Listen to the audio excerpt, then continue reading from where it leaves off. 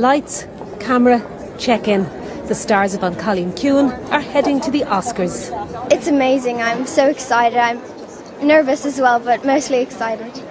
And I believe your sister is the second luckiest person in Ireland. You're bringing your sister with you? Yeah, I am. I love my sister. I'm really excited she can come with me. It really is mad, and the whole country seems to have gone a little bit mad on it. I live in a block of flats, and people stop you and they go, it really is like Team Ireland. One of the favourites to win on Sunday night is the short film An Irish Goodbye. We've all gained so much from this, and it's been such an experience already.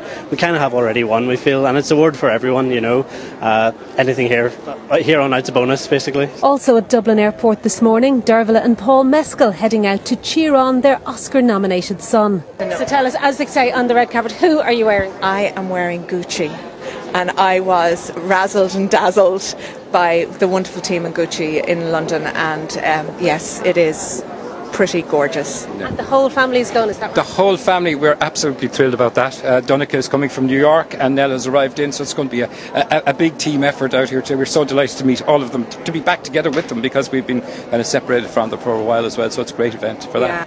Irish designers will also be well represented in Hollywood this weekend.